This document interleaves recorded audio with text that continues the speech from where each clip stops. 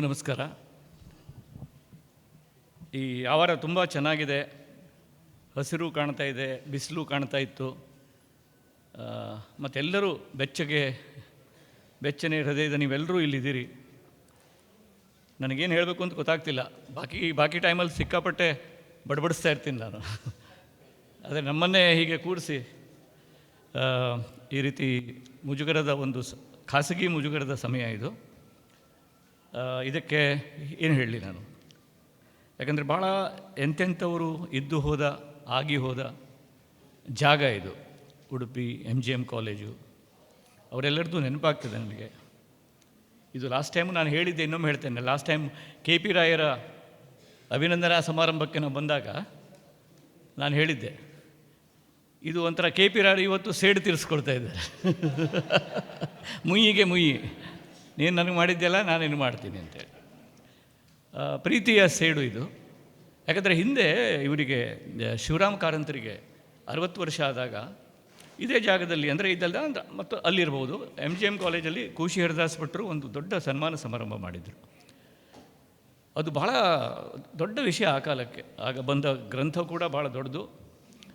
ಆವಾಗ ಅವರು ಕಾರಂತರಿಗೆ ಖುಷಿಯಾಗ್ತದೆ ಅಂತ ಹೇಳಿ 60 ಯಕ್ಷಗಾನದ ವೇಷಗಳನ್ನು ಎರಡೂ ಕಡೆ ನಿಲ್ಲಿಸಿದ್ರು.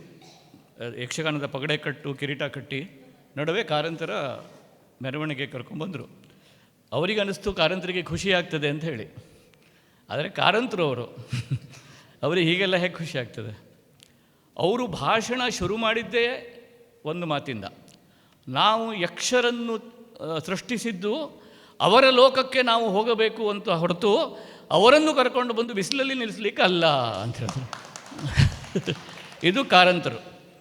ಅಂದರೆ ಅದು ಒಂದು ಬೇರೆ ಲೋಕಕ್ಕೆ ಹೋಗುವ, ಅಂದರೆ ಅದರಲ್ಲಿ ಎಷ್ಟೆಲ್ಲ ಇತ್ತು ನೋಡಿ. ಅಂದರೆ ಜಂಗಮವಾಗೋದಕ್ಕೆ ಸೃಷ್ಟಿಸಿದ್ದು ಅವೆಲ್ಲ. ನಾವು ಏನಾಗಿದೆ, ಸ್ಥಾವರ ಜಡ ಅನ್ನೋದು ಚೇತನ ಆಗೋದಕ್ಕೆ ಸೃಷ್ಟಿಸಿದ್ದು ಅವೆಲ್ಲ. ಕಣ್ಣಿಗೆ ಕಾಣ್ತಾ ಇರೋದ್ರ ಜೊತೆಗಿರುವಂಥ ಒಂದು ಅವ್ಯಕ್ತಕ್ಕೆ, ಅದೃಶ್ಯಕ್ಕೆ, ಅಶ್ರಾವ್ಯಕ್ಕೆ, ಅದಕ್ಕೆ ನಾವು ಅರಿತುಕೊಳ್ಳಬೇಕು ಅಂತ ಮಾಡಿದ್ದು ಕಲೆ. ಅಂದರೆ ಅದೇ ಹೊರತು ರಿವರ್ಸ್ ಅಲ್ಲ. ಅಶ್ರಾವ್ಯದಿಂದ ಶ್ರಾವ್ಯಕ್ಕೆ ಬರೋದಲ್ಲ, ಅವ್ಯಕ್ತದಿಂದ ವ್ಯಕ್ತಕ್ಕೆ ಬರೋದಲ್ಲ. ಅದು ವ್ಯಕ್ತದಿಂದ ಅವ್ಯಕ್ತ, ದೃಶ್ಯದಿಂದ ಅದೃಶ್ಯ, ಶ್ರಾವ್ಯದಿಂದ ಅಶ್ರಾವ್ಯ. ಆ ಥರದ ಒಂದು ಇಂಟ್ರೆಸ್ಟಿಂಗ್ ಕೆಮಿಸ್ಟ್ರಿ ಅದು. ಫಿಸಿಕ್ಸ್ ಕೂಡ. ನನಗೆ ರವೀಂದ್ರನಾಥ್ ಠಾಗೋರರ ನಾನೇನೇನೋ ಮಾತಾಡ್ತೇನೆ, ಇಲ್ಲೇನೋ ಬರ್ಕೊಂಬಂದಿರ್ತೇನೆ ನಾನು, ಬಟ್ ಆದರೆ ಆಮೇಲೆ ಇಲ್ಲಿ ಬೇರೆಯೇ ಇರ್ತದೆ ಅದು ಮಾತಾಡಿದ್ದು. ಮನೆಗೆ ಹೋದ್ಮೇಲೆ ರಾತ್ರಿ ಇದನ್ನು ನೋಡಿ ಭಾಳ ಬೇಜಾರಾಗ್ಬಿಡ್ತದೆ, ಇದನ್ನು ಬಿಟ್ಟೆ ಅಂತೇಳಿ.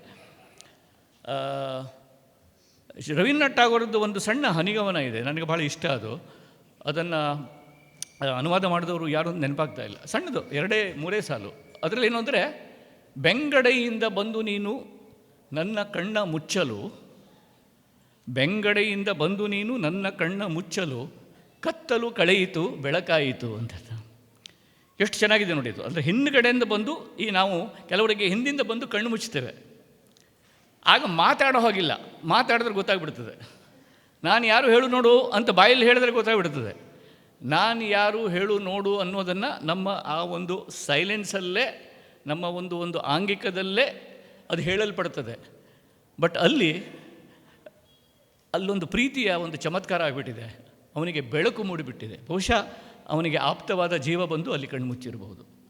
ಇಡೀ ಸಾಹಿತ್ಯವಾಗಲಿ, ಕಲೆಯಾಗಲಿ, ಈ ಥರದ ಒಂದು ಎನಿಗ್ಮೆಟಿಕ್ ಆದಂಥ ಒಂದು ಸ್ಪೇಸಲ್ಲಿ, ಆವರಣದಲ್ಲಿ ಆಗುವಂಥದ್ದು. ನನಗೆ ತುಂಬ ಖುಷಿ. ಅಂದರೆ ತುಂಬ ಸರಳವಾಗಿ ಅಂದರೆ ನಿಮ್ಮ ದಕ್ಷಿಣ ಕನ್ನಡದ ಮಾನದಂಡಗಳಿಂದ ತುಂಬ ಸರಳ ಇದು. ಇಲ್ಲಿ ದಕ್ಷಿಣ ಕನ್ನಡದಲ್ಲಿ ತುಂಬ ವೈಭವದಿಂದ ಮಾಡ್ತೀರಿ ಎಲ್ಲ ಕಾರ್ಯಕ್ರಮಗಳನ್ನು. ನಾನು ಅವನಿಗೆ ಹೇಳಿದ್ದೆ, ರಿಕ್ವೆಸ್ಟ್ ಮಾಡಿದ್ದೆ ರವಿರಾಜ್ಗೆ, ದಯವಿಟ್ಟು ಸರಳವಾಗಿರಲಿ ಅಂತ. ಬಹುಶಃ ಪ್ರೀತಿಯಿಂದ ಅವರದನ್ನು ನೆರವೇರಿಸಿದ್ದಾರೆ. ನನಗಂತೂ ಭಾಳ ಭಯ ಆಗುತ್ತೆ. ಕೆಲವೊಂದು ಕಾರ್ಯಕ್ರಮಕ್ಕೆ ಹೋದರೆ ಅಲ್ಲಿ ಎದುರುಗಡೆ ಕೂತವರೆಲ್ಲ ಭಾಷಣ ಮಾಡುವಾಗ ನನ್ನ ನೋಡದೆ ಅಲ್ಲೆಲ್ಲ ನೋಡ್ತಿರ್ತಾರೆ. ಯಾಕೆ ಅಂತ ನೋಡಿದ್ರೆ ಅಲ್ಲಿ ಮಾನಿಟರ್ ಇರ್ತದೆ ದೊಡ್ಡದು, ಡಿಜಿಟಲ್ ಮಾನಿಟರ್ ಇಷ್ಟಿಟ್ಟು ದೊಡ್ಡದು. ಇಲ್ಲಿ ಅಲ್ಲಿ ಎಲ್ಲ ಭಾಷಣ ಮಾಡುವನನ್ನು ಬಿಟ್ಟು ಬಾಕಿ ಎಲ್ಲ ಕಡೆ ಕಾಣ್ತಿರ್ತಾರೆ. ಸೊ ಅದು ಒಂಥರ ವರ್ಚುವಲ್ ರಿಯಾಲಿಟಿ. ಅಂದರೆ ಡೈರೆಕ್ಟಾಗಿ, ನೇರವಾಗಿ ಒಂದು ಪ್ರಾಕ್ಸಿಮಿಟಿ ಇರುವಂಥ ಸ್ಥಳದಲ್ಲಿಯೂ ಕೂಡ ನಾವು ಅದನ್ನು ವರ್ಚುವಲ್ ಮಾಡೋದಕ್ಕೆ, ಅಪವಾಸ್ತವಕ್ಕೆ ಹೋಗೋದಕ್ಕೆ ಪ್ರಯತ್ನ ಮಾಡ್ತಾಯಿದ್ದೀವಿ. ಆ ಥರದ ಕಾಲ ಇದು.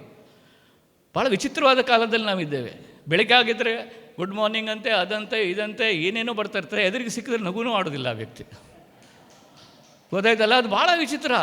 ಇಲ್ಲಿ ಸಿಕ್ಕಾಪಟ್ಟೆ ಒಂದಲ್ಲ 20 ಗುಡ್ ಮಾರ್ನಿಂಗು, ಮಂಗಳಾರತಿ, ಇದ್ದು ಏನೇನೋ ಬರ್ತಾನೆ. ಎದುರಿಗೆ ಸಿಕ್ಕಿದ್ರೆ ವಾಕಿಂಗ್ ಮಾಡುವಾಗ ನೋಡಲಿಕ್ಕೆ ರೆಡಿ ಇಲ್ಲ, ನೆಗೆಯಾಡಲಿಕ್ಕೂ ರೆಡಿ ಇಲ್ಲ ಅವನು. ಇದು ಒಂದು ಶಾಪ. ಮನುಷ್ಯನಿಗೆ ಮನುಷ್ಯ ಬೇಡವಾದ, ತನ್ನನ್ನೇ ಒಂದು ಒಂದು ಒಂದು ರೆಕ್ಲೂಸ್ ಅಂತ ಹೇಳ್ತೀವಲ್ಲ, ಒಂದು ದೂರವಾಗಿ ಯಾರೂ ಬೇಡ ನನಗೆ ಅನ್ನುವಂಥ ಮನುಷ್ಯನೇ ಮಾಡಿಕೊಂಡಿರೋ ಶಾಪ. ಹೀಗಾಗಿ ಭಾಳ ಕಲೆ ಮಾಡೋದು ಜನರನ್ನು ಹತ್ತಿರ ತರೋದು. ಅದಕ್ಕಾಗಿ ನಾವು ಯಕ್ಷಗಾನ, ತಾಳಮದ್ದಲೆ, ಭಜನೆ, ನಾಟಕ ಕಂಪನಿಗಳು ಅವೆಲ್ಲ ಯಾಕೆ ಎಲ್ಲ ಸೇರಿ ಒಂದು ಕಲಾಕೃತಿಯನ್ನು ನೋಡೋದು ಒಟ್ಟಿಗೆ. ನೀವೊಂದು ಸಿನಿಮಾನ, ನಿಮ್ಗೆ ಇಷ್ಟವಾದ ಸಿನಿಮಾನೇ ಫುಲ್ ಹೌಸ್ಫುಲ್ ಇದ್ದಾಗ ನೋಡಿ, ಯಾರೂ ಇಲ್ಲಿದ್ದಾಗ ನೋಡಿ, ಅದು ಏನು ಡಿಫ್ರೆನ್ಸ್ ಅಂತ ಗೊತ್ತಾಗುತ್ತೆ ನಿಮಗೆ. ಆಗ ಇಡೀ ಒಂದು ಥಿಯೇಟರ್ ಒಳಗಿನ ಆಡಿಯನ್ಸು ಒಂದು ಮನಸ್ಸಾಗ್ತದೆ, ಅದು ಒಂದಾಗ್ತದೆ. ಅದು ಒಂದು ಕಲೆಕ್ಟಿವ್ ಮೈಂಡ್. ಅದು ಎಕ್ಸ್ಕ್ಲೂಸಿವ್ ಮೈಂಡ್ ಆಗೋದಿಲ್ಲ, ಒಂದು ಕಲೆಕ್ಟಿವ್ ಸಂಯುಕ್ತವಾದಂಥ ಒಂದು ಮಹಾ ಮನಸ್ಸು. ಯಾಕಂದರೆ ಕೊನೆಗೂ ವಿಕಾಸ ಆಗೋದು ಸಂಯುಕ್ತವಾಗಿಯೇ, ಬರೀ ಒಂದೊಂದೇ ವಿಕಾಸ ಆಗೋದಿಲ್ಲ. ಸೃಷ್ಟಿಯಲ್ಲಿ ಎಲ್ಲ ಒಟ್ಟಿಗೆ ವಿಕಾಸ ಆಗಿರೋದು. ಮನುಷ್ಯನೂ ಕೂಡ ಒಟ್ಟಿಗೇ ವಿಕಾಸ ಆಗಬೇಕು. ಅವನು ತಾನು ಬೇರೆ ಅಂದ್ಕೊಂಡ್ಬಿಟ್ರೆ ಅಲ್ಲಿಗಲ್ಲಿಗೆ ಅವನ ವಿಕಾಸ ಸ್ಥಗಿತ ಆಗಿಬಿಡ್ತದೆ. ಕಲೆ ಇರೋದು ಆ ರೀತಿಯ ಒಂದು ಸಂಯುಕ್ತ ವಿಕಾಸದ ಒಂದು ಮಾರ್ಗವಾಗಿದ್ದದ್ದು. ಅದಕ್ಕಾಗಿ ಎಂತೆಂಥವರು ನಾವು ತುಂಬ we are lucky to be born ಈ ಒಂದು ಎರಾದಲ್ಲಿ. ಎಂತೆಂಥರ ಕೃತಿಗಳನ್ನು ನೋಡಿದ್ವಿ, ಎಂತೆಂಥವ್ರನ್ನು ನೋಡಿದ್ವಿ, ಎಂತೆಂಥ ಮೇಷ್ಟ್ರನ್ನು ನೋಡಿದ್ವಿ, ಎಂತೆಂಥ ಪ್ರಜೆಗಳನ್ನು ನೋಡಿದ್ವಿ. ನನಗಿನ್ನೂ ನೆನಪಾಗ್ತಿದೆ, ನಮ್ಮ ಕುಮಟಾ ಕಾಲೇಜಲ್ಲಿ ಒಬ್ಬರು ಪ್ರಿನ್ಸಿಪಾಲ್ ಇದ್ದರು, NR ರಾವ್ ಅಂತ, ಕಾಮರ್ಸ್ ಕಾಲೇಜಿನಲ್ಲಿ. ಅವರಿಗೆ ಮಕ್ಕಳಿರಲಿಲ್ಲ, ಆದರೆ ಅವರು ತಮ್ಮ ಮನೆಯಲ್ಲಿ ಅತ್ಯಂತ ಬಡ ವಿದ್ಯಾರ್ಥಿಗಳನ್ನು, ಆ ಕಾಲೇಜಿನವ್ರನ್ನ ಊಟಕ್ಕೆ ಕರಿತಿದ್ದರು ಪ್ರತಿ ದಿವಸ, ಮಧ್ಯಾಹ್ನ ರಾತ್ರಿ. ಅವರು ಒಂದು ಸಲ ನೆನಪಿದೆ, ನಮ್ಮ ಗೆಳೆಯನೊಬ್ಬನೇ ಅವನು 3 ದಿವಸ ಅಲ್ಲಿ ಹೋಗ್ತಿದ್ದ ಅವನು ಊಟಕ್ಕೆ. ಅವನು 2-3 ದಿವಸ ಹೋಗಲಿಲ್ಲ. ಅವನು ಹೋಗಲಿಲ್ಲ ಅಂತ ಹೇಳಿ ಆ ಮನೆಯ ಅವರು ಮತ್ತು ಅವರ ಶ್ರೀಮತಿ ಆ 3 ದಿವಸ ರಾತ್ರಿ ಊಟ ಮಾಡಲಿಲ್ಲ. ಅವನು ಬರಲಿಲ್ಲ ಅಂತ ಅವ್ರು ಊಟ ಮಾಡಲಿಲ್ಲ. ಮತ್ತು ಹುಡುಕ್ತಾ ಇದ್ದಾರೆ, ಯಾಕೆ ಬರಲಿಲ್ಲ, ಅವನಿಗೆ ಹುಷಾರಿಲ್ವಾ?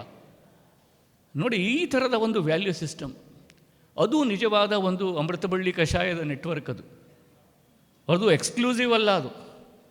ಹೀಗಾಗಿ ಕಲೆ ಅನ್ನೋದು ನಮ್ಮನ್ನು ಎಲ್ಲರನ್ನ ಒಂದುಗೂಡಿಸುವಂಥ ಒಂದು ಮಾಧ್ಯಮ. ಅದು ಒಬ್ಬರೇ ಬುದ್ಧಿವಂತರಾಗೋದಲ್ಲ, ಒಬ್ಬರೇ ಶಾಣ್ಯ ಆಗೋದಲ್ಲ. ಅದು ನಾನೆಷ್ಟು ಬುದ್ಧಿವಂತ, ನಿಮ್ಮದೆಷ್ಟು ಅಲ್ಲ. ಅದು ನಾವೆಲ್ಲ ಸೇರಿ ಒಟ್ಟಿಗೆ.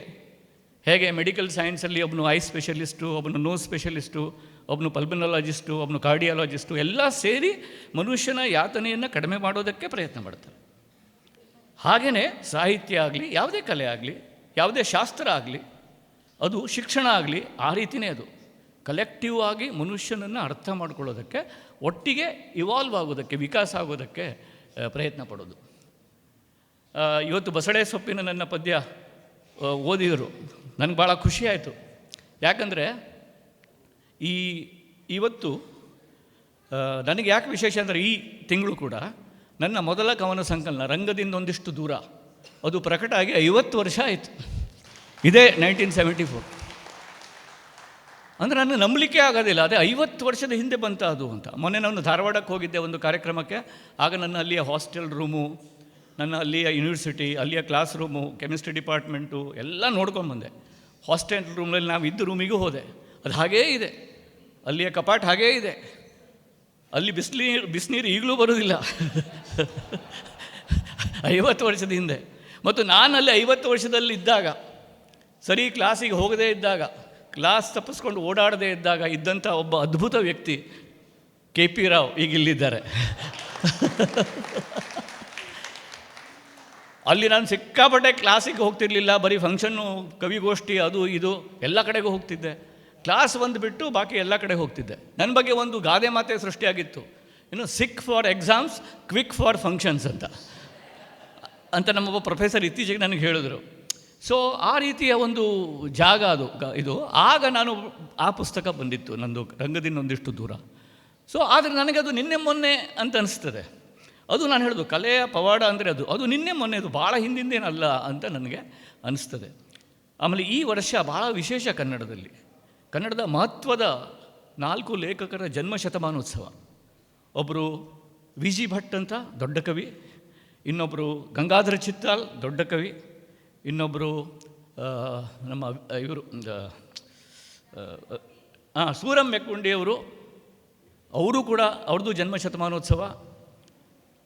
ಇವರು ಅಂದರೆ ನಮ್ಗೆ ಅದು ಕೂಡ ಅರೆ ಅವ್ರಿಗೆ ಜನ್ಮ ಶತಮಾನೋತ್ಸವ ಆಗೋಯ್ತಾ ಅಂತ. ಅವ್ರ ಬಗ್ಗೆ ಒಂದೊಂದು ಯಾಕಂದ್ರೆ ನಿಮಗೆ ಅವ್ರ ಬಗ್ಗೆ ಇಂಟ್ರೆಸ್ಟ್ ಹುಟ್ಟಿಸ್ಬೇಕು, ಅವರೆಲ್ಲರ ಬಗ್ಗೆ ಒಂದೊಂದು ಮಾತು ಹೇಳ್ತೇನೆ ನಾನು. ಈಗ ವಿ ಜಿ ಭಟ್ರು ಆ ಕಾಲಕ್ಕೆ ಮುಂಬೈಯಲ್ಲೇ ಇದ್ದು ಮುಂಬೈಯಲ್ಲೇ ತೀರ್ಕೊಂಡ್ರು. ಗಂಗಾಧರ ಚಿತ್ತಾಲರು ಮುಂಬೈಯಲ್ಲಿದ್ದರು, ಮುಂಬೈಯಲ್ಲೇ ತೀರ್ಕೊಂಡ್ರು. ಅಂದರೆ ಆ ಥರದ್ದು. ಶ್ರೀನಿವಾಸ್ ಹಾವನೂರು ಮತ್ತೊಬ್ಬರು, ಅವರು ಸಂಶೋಧಕರು, ಅವರು ಮುಂಬೈಯಲ್ಲಿದ್ದರು, ಕೊನೆಗಾಲದಲ್ಲಿ ಬೆಂಗಳೂರಿಗೆ ಬಂದರು. ಅವರು ಎಷ್ಟು ಕೆಲಸ ಮಾಡಿದ್ದಾರೆ, ಭಾಳ ಆಸಕ್ತಿ ಆಯ್ತದೆ. ಇವರ ನಮ್ಮ ವಿ ಜಿ ಭಟ್ರು ಆ ಕಾಲಕ್ಕೆ ಫಸ್ಟ್ ರೆಬೆಲ್ ಪೋಯೆಟ್ ಅವರು, ಬಂಡಾಯ ಕವಿಯವರು. ಅದು ಮತ್ತು ವಿಡಂಬನೆಯ ಮೂಲಕ ಬಂಡಾಯ ಮಾಡಿದವರು.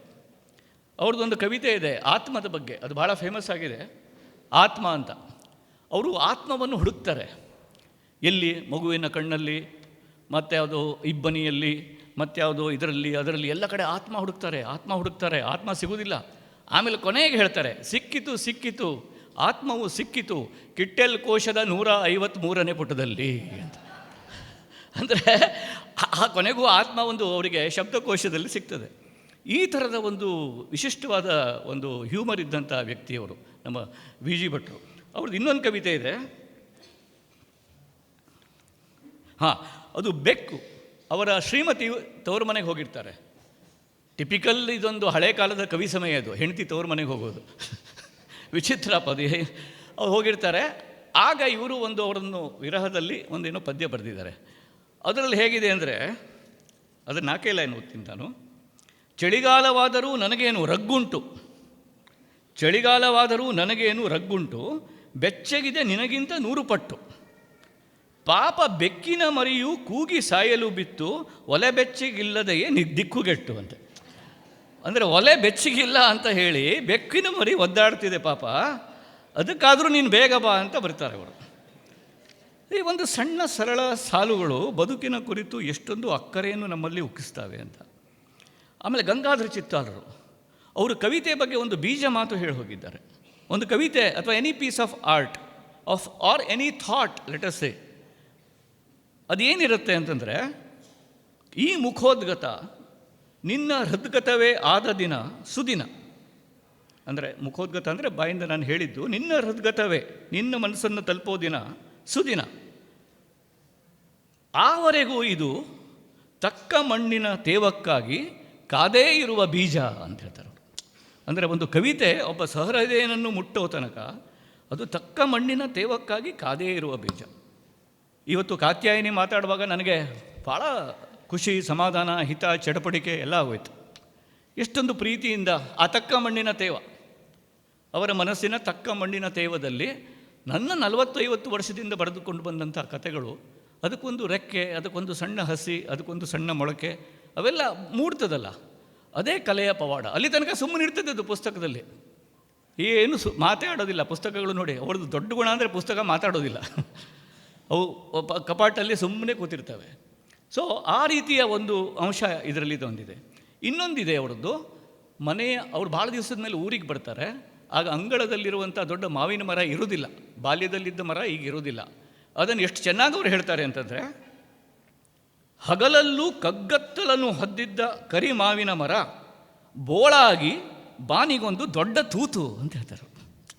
ಎಂಥ ಮಾತಲ್ಲ, ಒಂದು ಮರ ಬಿದ್ದಾಗ ಬಾನಿಗೊಂದು ತೂತು ಅಂತೆ. ನಾವು ಮರ ಬಿದ್ದಾಗ ನೆಲದಲ್ಲಿ ತೂತು ನೋಡ್ತೇವೆ, ಆದರೆ ಬಾನಿಗಾದ ತೂತನ್ನು ಅವರು ಹೇಳ್ತಾರೆ. ಆಮೇಲೆ ಎಕ್ಕುಂಡಿ ಅವ್ರದ್ದು ಒಂದು ಸಾಲು ಹೇಳ್ತೀನಿ. ಒಂದು ಸಣ್ಣ ಮಗುವಿನ ಸಾವಿನ ಕುರಿತು ಅವ್ರು ಬರೀತಾರೆ. ಅವರು ಹೇಳುವ ರೀತಿ ನೋಡಿ, ಪುಟ್ಟದೊಂದು ಜೀವವೊಂದು ಹೊರಗಿ ತಣ್ಣಗಾಯಿತು, 2 ಕಣ್ಣು ಕಳೆದುಕೊಂಡು ಲೋಕ ಸಣ್ಣದಾಯಿತು ಅಂತಾರೆ. ಅಂದರೆ ಆ ಜೀವ ಹೋಯಿತು, ಆದರೆ ಲೋಕದ 2 ಕಣ್ಣು ಹೋಯಿತು. ಬರೀ ಅವಳ ಕಣ್ಣಲ್ಲ ಅದು, ಪ್ರತಿ ವ್ಯಕ್ತಿಯೂ ಲೋಕದ 2 ಕಣ್ಣು, ಪ್ರತಿ ವ್ಯಕ್ತಿಯೂ ಲೋಕದ ಕಣ್ಣು. ನಾವೆಲ್ಲರ ಕಣ್ಣುಗಳು ಈ ಲೋಕದ ಕಣ್ಣುಗಳು. ಎಂಥ ಒಂದು ಬೇರೆ ಥರದ ವಿಷನ್ ಅದು. ಹೀಗಾಗಿ ನಾವು ಅದು ಖಾಸಗಿ, ನಮ್ಮಲ್ಲಿ ಏನಾಗಿದೆ, ಖಾಸಗಿ, ಅಂತರಂಗ, ಬಹಿರಂಗ, ಅದು ಇದು ಅಂತ ಹೇಳಿ ನಾವು ಅನಾಲಿಸಿಸ್ ಅಥವಾ ವಿಶ್ಲೇಷಣೆಯ ಅನುಕೂಲಕ್ಕೆ ಡಿವಿಷನ್ ಮಾಡ್ಕೊಂಡ್ಬಿಟ್ಟಿದ್ದೇವೆ. ಆ ಥರ ಇಲ್ಲ ಅದು. ಅಂತರಂಗ ಬಹಿರಂಗ ಹಂಗೆಲ್ಲ ಇಲ್ಲ ಅದು. ತರಂಗ ಪತ್ರಿಕೆ ಇದೆ, ಅಂತರಂಗ ಬಹಿರಂಗ ಆ ಥರ ಇಲ್ಲ. ನಾನು ಯಾಕೆ ಹೇಳೋದಂದರೆ, ಈಗ ನಾವು ಸಾಮಾಜಿಕ ಋಣದ ಬಗ್ಗೆ ನಾವು ಮಾತಾಡ್ತೀವಿ. ಈಗ ನಾವು ಎಷ್ಟೆಲ್ಲ ಬರಿತೀವಿ, ಈ ಕಾತ್ಯಾಯನಿ ಬರೀತಾರೆ, ಇಲ್ಲಿ ಜ್ಯೋತಿ ಕಾರ್ಕಳ ಇದ್ದಾರೆ, ಜ್ಯೋತಿ ಗುರುಪ್ರಸಾದ್ ಅವರು ಬರೀತಾರೆ. ಎಷ್ಟು ಜನ ಇದ್ದಾರೆ ಇಲ್ಲಿ ಬರೆಯುವವರು. ಬರೆಯುವಾಗ ಇಮೇಜಸ್ ಎಲ್ಲಿಂದ ಬರ್ತದೆ? ಅದು ನಮ್ಮ ಬದುಕಿನ ಜೀವನದಿಂದ ಬರ್ತದೆ, ಮನುಷ್ಯ ಲೋಕದೊಳಗಿನ ಒಡನಾಟದಿಂದ ಬರ್ತದೆ. ಹೊರತು ನಾವು ಐಸೋಲೇಟೆಡ್ ಆಗಿ ಯಾವುದು ಗುಡ್ಡದ ಮೇಲೆ ಕೂತ್ಕೊಂಡು ಕೈಯಲ್ಲಿ ಪೆನ್ ಹಿಡ್ಕೊಂಡು ಚಿಂತನೆ ಮಾಡಿ ಬರೋದಲ್ಲ. ಅದು ನಿತ್ಯ ಸಂತೆ ಪೇಟೆಯಲ್ಲಿ, ಮೀನುಪೇಟೆಯಲ್ಲಿ, ಬಸ್ಸಲ್ಲಿ, ಸಾರಿಗೆಯಲ್ಲಿ, ಪಬ್ಲಿಕ್ ಟ್ರಾನ್ಸ್ಪೋರ್ಟಲ್ಲಿ ಓಡಾಡೋದ್ರಿಂದ, ಆಸ್ಪತ್ರೆಯ ಆಪರೇಷನ್ ಥಿಯೇಟರ್ನ ಹೊರಗೆ ಕಾಯೋದ್ರಿಂದ, ಜನರಲ್ ವಾರ್ಡಲ್ಲಿ ಹೋಗೋದ್ರಿಂದ, ಅಲ್ಲಿಯ ಒಂದು ಮನುಷ್ಯನ ಬೆಚ್ಚನೆ ಸ್ಪರ್ಶದಿಂದ ನಮ್ಮ ಇಮೇಜಸ್ಗಳು ಬರ್ತವೆ, ಮತ್ತೆಲ್ಲಿಂದಲೂ ಬರೋದಿಲ್ಲ. ಇತ್ತೀಚೆಗೆ ನನ್ನೊಂದು ಕತೆ ಇತ್ತು, ಅನಾರ್ಕಲಿಯ ಸೇಫ್ಟಿ ಪಿನ್ ಅಂತ. ಆ ಸೇಫ್ಟಿ ಪಿನ್ ಯಾಕೆ ಬಂತು ಅಂತಂದರೆ, ನನ್ನೊಬ್ಬ ಸಣ್ಣ ನನ್ನ ಅಭಿಮಾನಿನಿ, ಪುಟ್ಟ ಹುಡುಗಿ. ಈಗ ಅವಳು ಸ್ವಲ್ಪ ಕಾಲೇಜಿಗೆ ಹೋಗ್ತಿದ್ದಾಳೆ. 10 ವರ್ಷದ ಹಿಂದಿನ ಸುದ್ದಿ ಅದು. ನನ್ನ ಹಾಡಿನ ಅಭಿಮಾನಿನಿ ಅವಳು.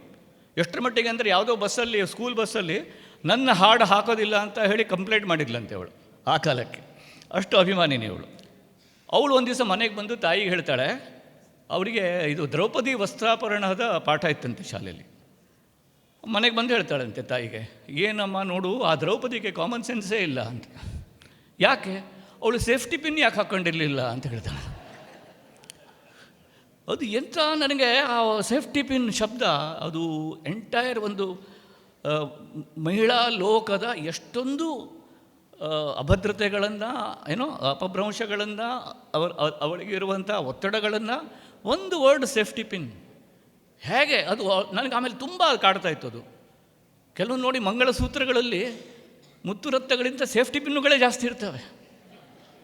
ಅಷ್ಟು ಅಂದರೆ ಅಷ್ಟು ಪ್ರಾಬ್ಲಮ್ ಇದೆ ಒಂದು ಹೆಣ್ಣಿಗೆ. ಇದು ಇವತ್ತು ಮಹಿಳಾ ದಿನ, ಅದಕ್ಕಾಗಿ ನಾನು ಒತ್ತಿ ಹೇಳ್ತಾ ಇದ್ದೇನೆ. ಅಂದರೆ ಅದು ಅಲ್ಲಿಂದ ನಮಗೆ ಈ ರೀತಿ ಜೀವನದಿಂದ ಬರೋದು. ನನ್ನ ಮಗ ಅವನಿಲ್ಲ ಅಂತ ಧೈರ್ಯದಿಂದ ಹೇಳ್ತಾ ಇದ್ದೇನೆ. ಅವನು ಸಣ್ಣ ಇರುವಾಗ ಏನಾಯಿತು ಅಂದರೆ, ಒಂದು ದಿವಸ ನನಗೆ ಕೇಳಿದ ಅವನು, ಅಪ್ಪ ನಾನು ದೊಡ್ಡ ಆದಮೇಲೆ ನಂದು ಮದುವೆ ಆದರೆ, ಕೇಳ್ತಾನೆ, ಸಣ್ಣ ಇದ್ದವನು, ಅಪ್ಪ ನಾನು ದೊಡ್ಡ ಆದಮೇಲೆ ನನಗೆ ಮದುವೆ ಆದರೆ ನನಗೆ ಹಾಲು ಕುಡಿಬೇಕಾಗತ್ತಾ ಅಂತ ಕೇಳಿದೆ. ವಿಚಿತ್ರ ಪ್ರಶ್ನೆ, ಮದುವೆ ಹಾಲು ಏನು ಅಂತ.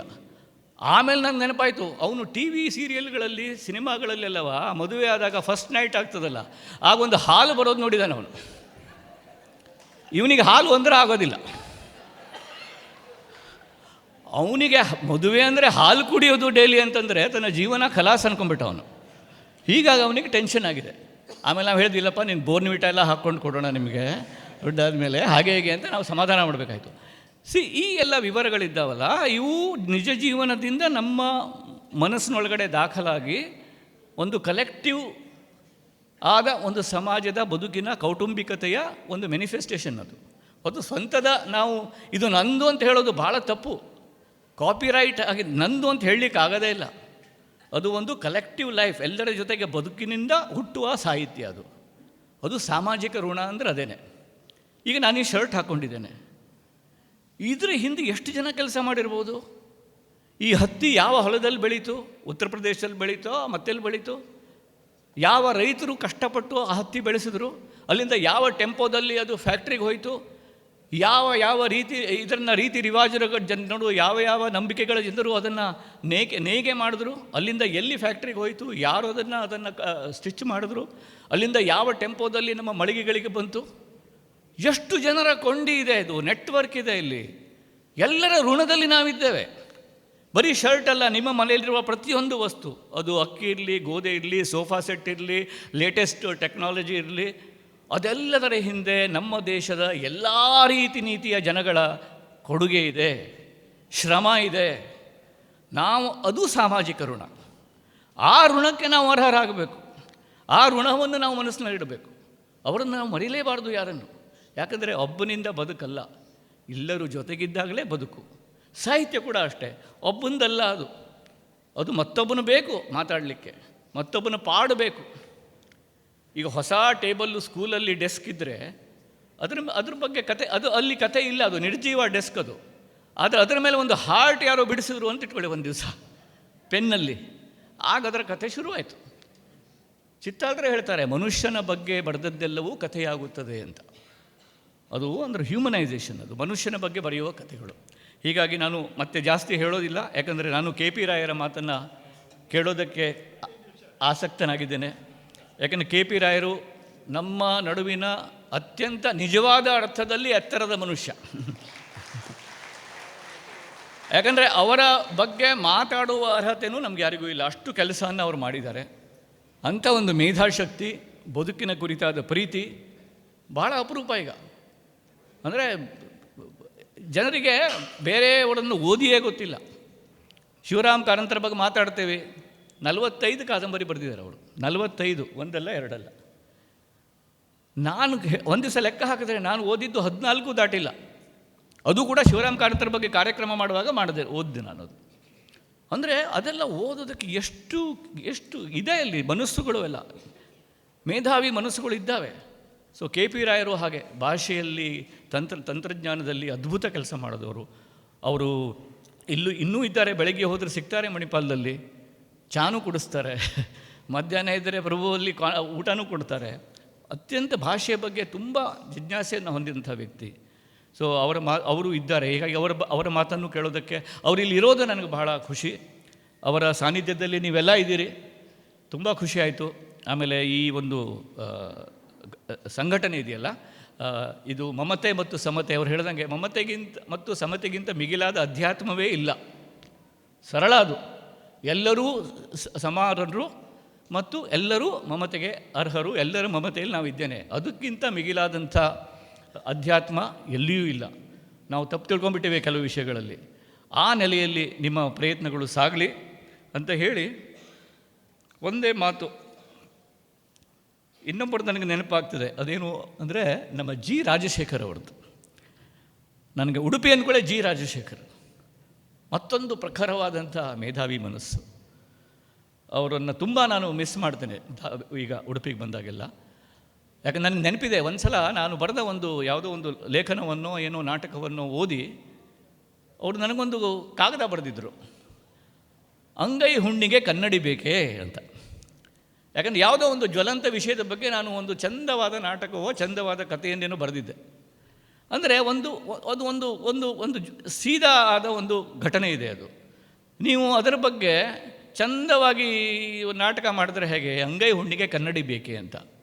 ಅದರ ನಂತರ ನನ್ನಲ್ಲಿ ತುಂಬ ಒಂದು ಆತ್ಮವಿಮರ್ಶೆಗೆ ನನ್ನನ್ನು ತೊಡಗಿಸಿದಂಥ ಕ್ಷಣ ಅದು.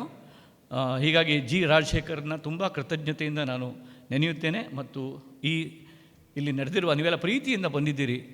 ನಿಮಗೆ ಮಾಡಲಿಕ್ಕೆ ಬೇರೆ ತುಂಬ ಆಯ್ಕೆಗಳಿರ್ತವೆ, ಆದರೂ ಒಂದು ಸಾಹಿತ್ಯದ ಸಂದರ್ಭದ ಸಮಯಕ್ಕೆ ನೀವು ಬಂದಿದ್ದೀರಿ ಇಲ್ಲಿ ಈ ಇಳಿ ಸಂಜೆ.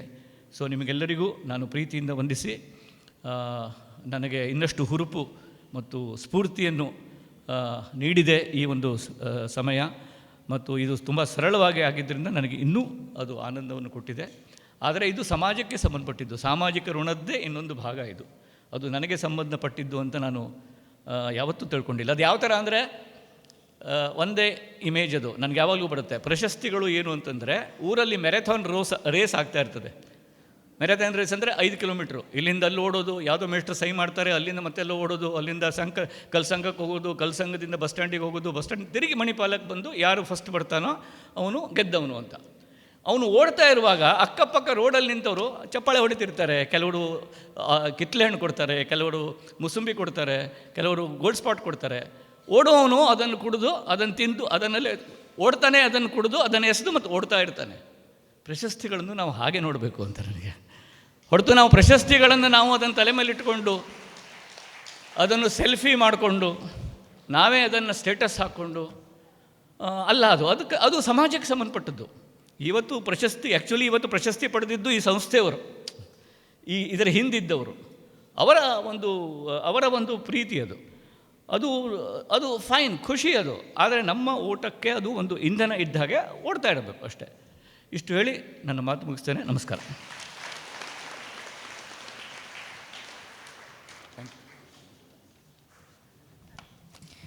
ತುಂಬ ಸುಂದರವಾಗಿ ತಮ್ಮ ಬದುಕಿನ ವಿವರಗಳನ್ನು ನಮ್ಮೆದುರು ತೆರೆದಿಟ್ಟು ಈ ಪ್ರಶಸ್ತಿಯನ್ನು ಸ್ವೀಕರಿಸಿ ನಮ್ಮನ್ನು ಧನ್ಯರಾಗಿಸಿದ ಜಯಂತ್ ಕಾಯ್ಕಿಣಿ ಸರ್, ನಿಮಗೆ ಇನ್ನೊಂದು ಸಲ ಶಿರಬಾಗಿ ವಂದನೆಯನ್ನು ಸಲ್ಲಿಸುತ್ತಾ ಇದ್ದೇನೆ.